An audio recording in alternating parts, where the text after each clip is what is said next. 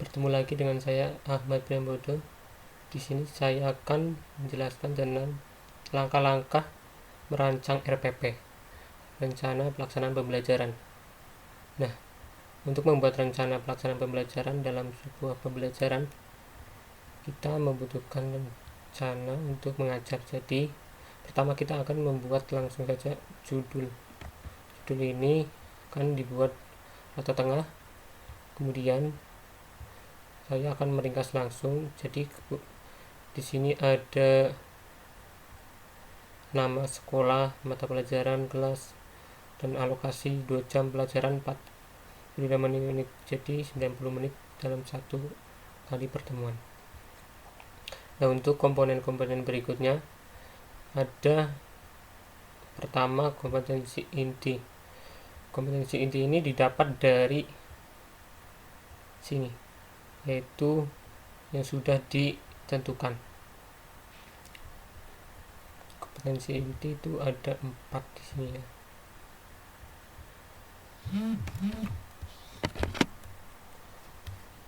Yaitu mengamalkan ajaran agama dianut, mengamati, memahami. Dari sini kita copy, tempel ke sini.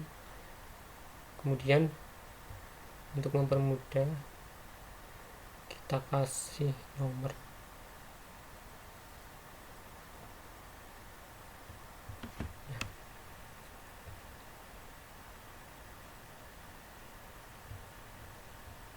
Nah, setelah ini dalam kompetensi inti, selanjutnya adalah kompetensi dasar. Ini juga terdapat pada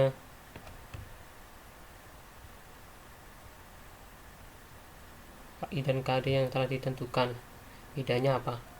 Kalau untuk bab materi pokok perubahan lingkungan limbah dan daur ulang, itu yang terkait dengan kompetensi dasar ini ada 3, yaitu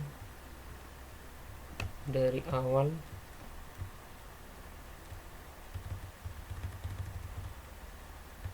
menyadari, kemudian peduli lingkungan, dan kemudian terakhir memecahkan masalah lingkungan 4.10. Kemudian ini di copy lalu masukkan ke dalam rencana pelaksanaan pembelajaran yang akan dibuat sini. Setelah itu indikator. Maksudnya indikator itu apa? Maksudnya indikator itu apa yang akan dijelaskan dalam sebuah pelajaran. Indikator-indikator seperti keterampilan dalam berkomunikasi, mengidentifikasi kerusakan lingkungan, menjelaskan, melakukan percobaan siswa diharapkan dapat, dan masuknya itu ke tujuan pembelajaran. Di tujuan pembelajaran ini itu berkaitan dengan indikator di atas. Setelah melakukan pembelajaran, siswa itu diharapkan dapat melakukan pembahasan dan diskusi kelompok. Melakukan diskusi kelompok ini kemudian akan menghasilkan apa? Memberikan impact seperti menjelaskan, kemudian dapat mendaur ulang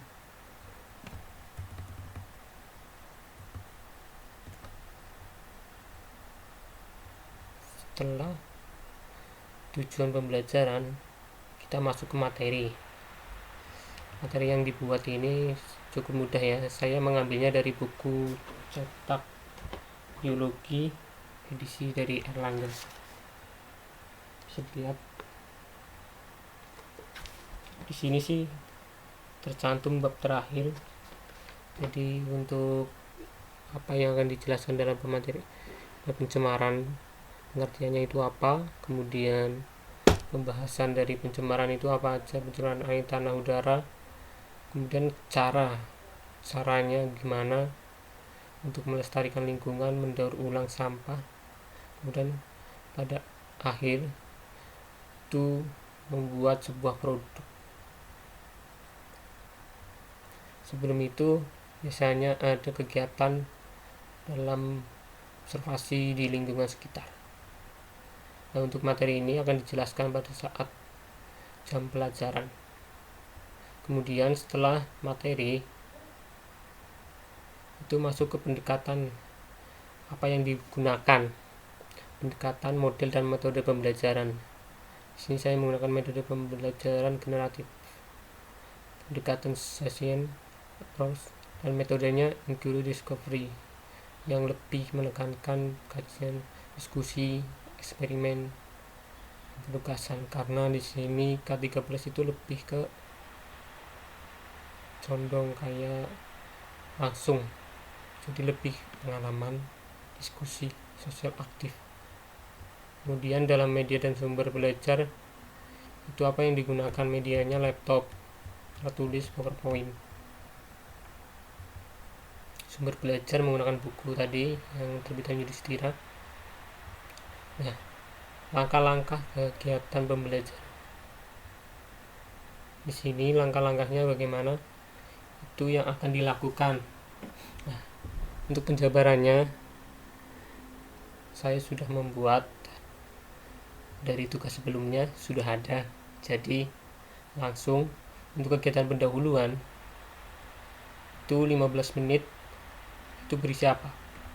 Biasanya itu perkenalan tentang materi atau maupun untuk memacu lah, kasih motivasi, pemberian acuan. Kemudian kegiatan inti itu kegiatan utamanya.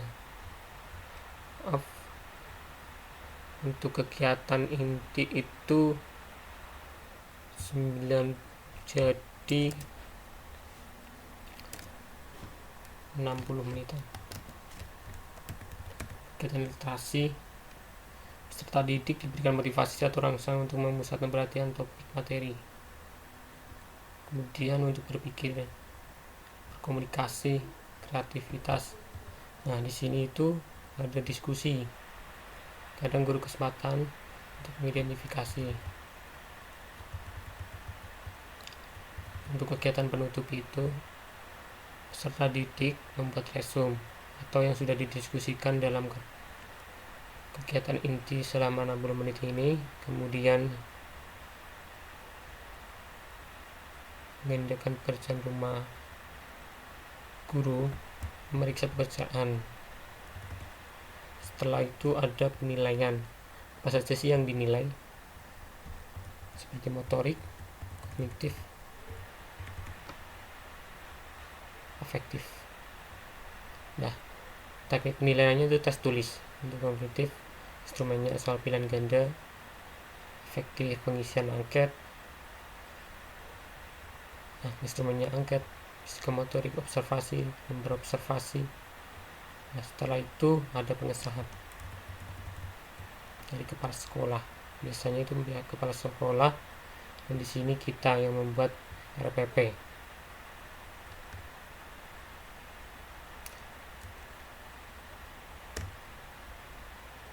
Nah, ini dia untuk pembuatan rencana pelaksanaan pembelajaran.